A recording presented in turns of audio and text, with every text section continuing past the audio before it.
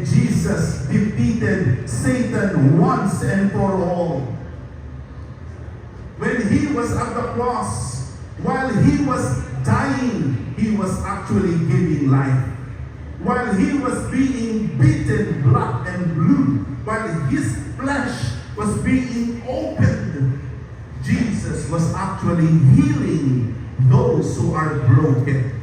Jesus Christ destroyed the power of sin in people's lives when he came and he died and suffered and rose again from the dead.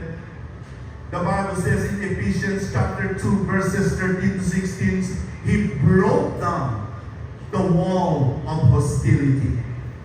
Mga kaibigan, mga minamahal, ang ating kasalanan, ang pader na naghihiwalay sa atin sa Diyos.